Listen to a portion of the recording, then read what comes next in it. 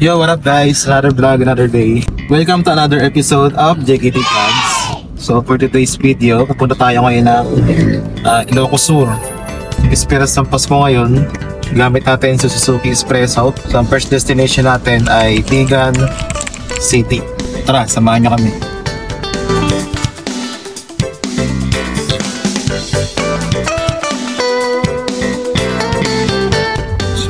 We've been driving for almost 3 hours from Nueva Ecija. Ngayon, nandito na tayo ngayon sa Bawang, La Union. At meron pa 3 hours and 26 minutes remaining sa ating biyahe papunta ng Vigan City. Plan nyo rin ba mag-Vigan?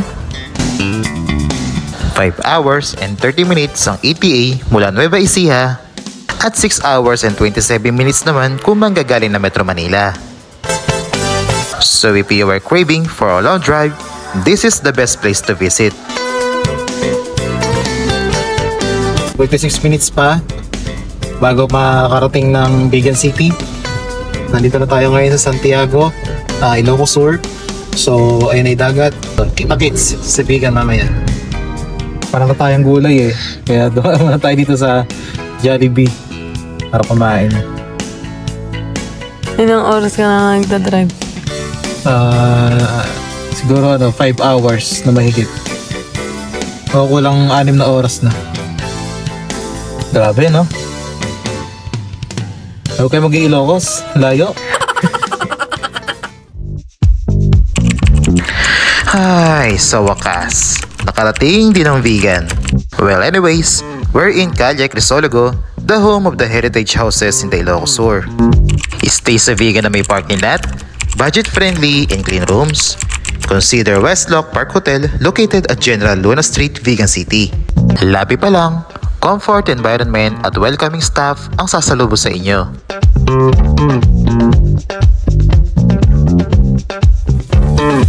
Hello guys, so nandito na tayo ngayon sa Westlock Park Hotel dito sa Vigan. So room tour tayo. Tara. Okay, let's see. Hair dryer, check. Toiletries, check. Uy, bidet, check. Shower with glass enclosure, check na check. Water heater, super duper check. Present din ang soap holder na very useful to store your soaps in one place. Okay, bed area naman tayo. Bottled water sa dressing table. TV with cable. And of course, my favorite, coffee. Thank you so much, Westlock Park. Kasyang-kasya ang bagahe ninyo dito sa kanilang cabinet. At last but not the least, ang super comfy na double-size bed. Tara, tulog na tayo. Biro lang. Don't miss the chance to visit the heritage site and the ancestral houses. Calle Crisologo. Hango ang pangalan ng lugar na ito sa manunulat, Makata at dating gobernador ng Ilocos Sur, si Marcelino Mena Crisologo. At ang dating bansag dito ay Calle Escolta de Vigan. Diba? Itong lugar na ito ang papasok sa isip nyo kapag narinig ang salitang Ilocos. Same goes with the words longganisa, empanada at bagnet. Masarap sana mag-food trip, kaso nga lang, 10 oras na at malapit na mag-Noche Buena kaya sarado na ang mga restaurants. Buti na lang, open ang ilang fast food restaurants at naitawid pa rin ang hapunan.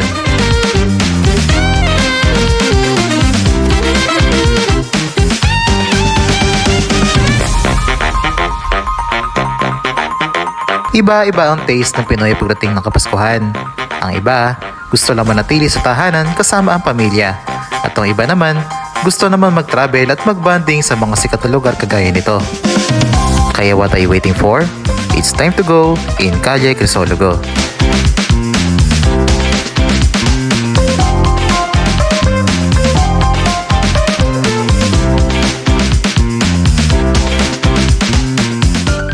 Good morning guys. So Pasko ngayon, kaka-out lang namin sa Westlock Park Hotel at on the way na kami papunta ng Baluarte Zoo. So kita-kits mamaya. Tara. Isa sa maaaring pasyalan sa vegan ang Baluarte Zoo. 10 minutes drive lang ito galing Calle Crisologo. For sure, matutuwa sila bunso kung isasama ninyo ito sa inyong bucket list. Pagkabayad, diretso na dito sa feeding station ng mga camels. Dito, pwede na kayo mag-picture sa mga stars ng disyerto.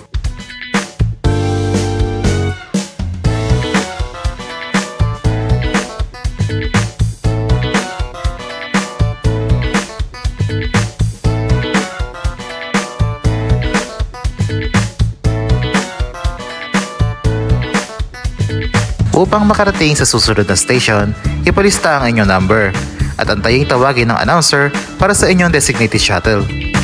Ang shuttle naman ay nagbabago-bago kada station.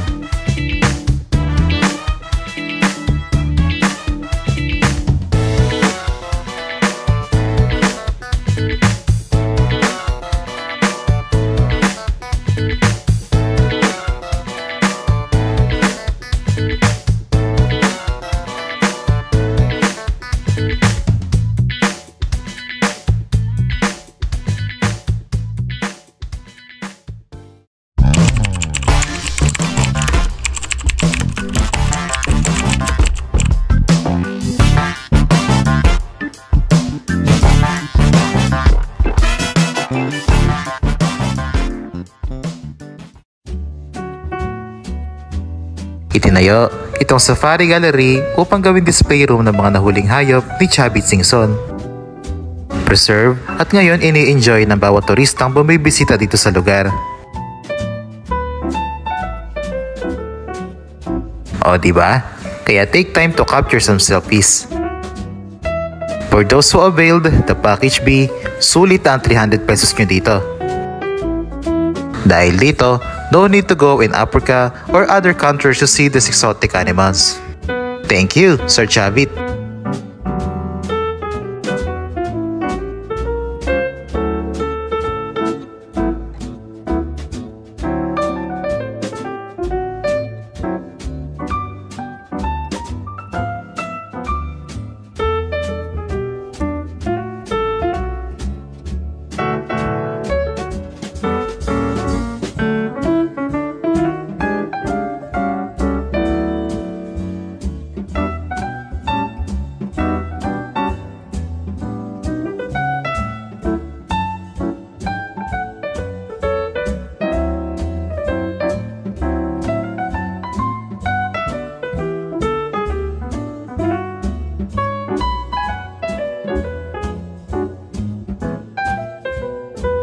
After nito, pwede magpakuha ng litrato sa labas kasama ang Baluarte Zoo White Lion.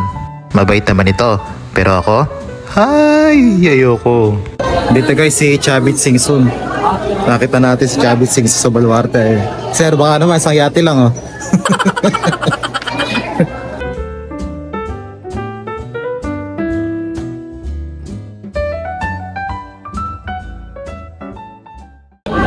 Hello guys, so ayun yung Baluarte Zoo, ang kanilang White Lion.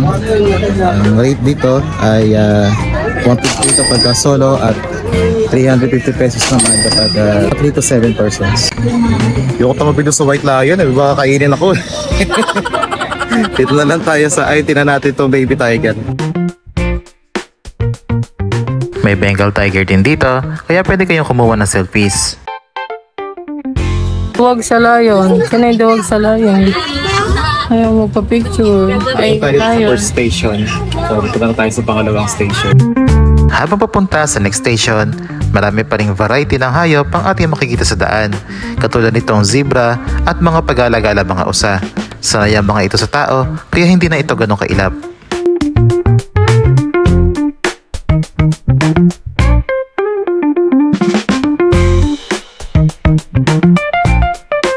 Marami rin ang iba't ibang uri ng ibon dito, katulad nitong mga kakatu.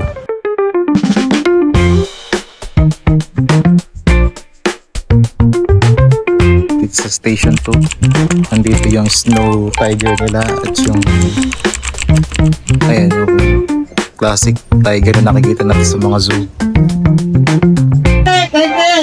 Init. Shoutout naman, Firefly, baka naman.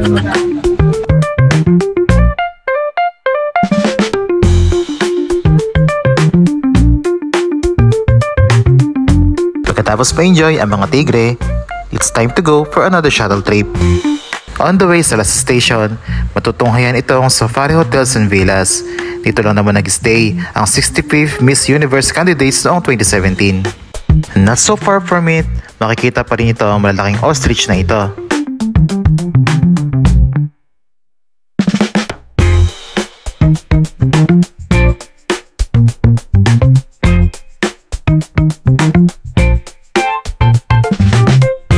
Nariyan rin ang mga antelopes. Di kagaya ng mga usa, kakaunti lamang ang bilang ng mga ito at kasalukuyan pa lang na pinararami. Imported daw ito umano at ang dalawang offspring ng mga ito ay isinilang na dito sa Pilipinas.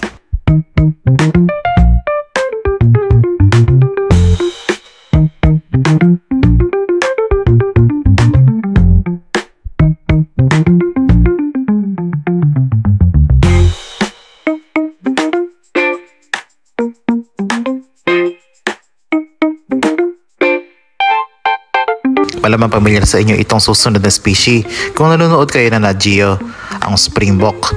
Malalakas itong tumalon at umaabot ng higit 3 metro.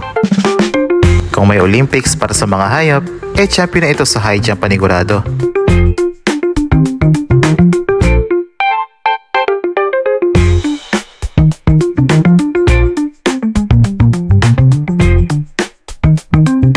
Pwede din kayo magpakain nito ang mga usa sa daan.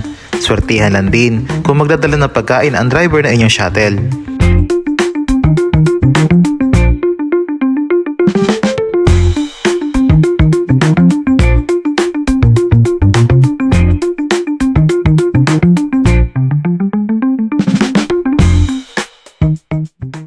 We're going now to station 3.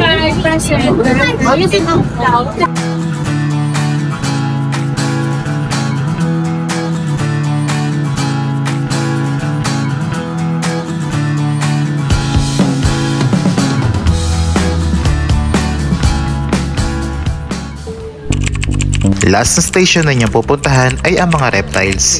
Tama, mga ahas, buhaya, iguana at mga tortoise. Marami makikita mga iba't ibang species ng boas at pythons dito. Isa na dyan ang albino boa at itong Indian python.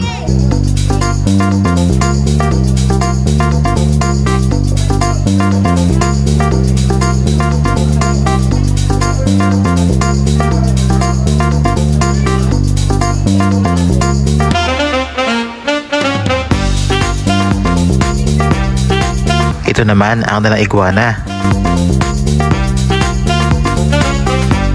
At itong malaking tortoise na ito, kung pwede lang ito iuwi, binitbit ko na ito. Pero ano pa rin, pero ang ganda niya. Siguro matanda na yung mga siguro 100 years na. Kaya yung master na kung pupanda. Ay. At last but not the least ay itong grupo ng mga freshwater crocodiles.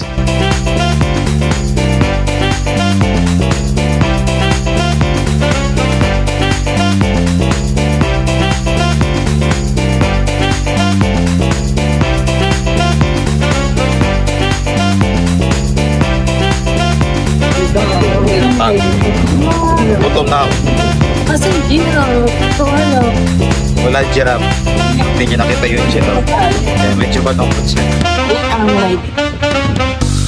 Alam nyo guys, bago matapos itong video, gusto kong kantahin yung kantang bawing bawi, bawing bawi, bawing bawi. Bahala ka dyan.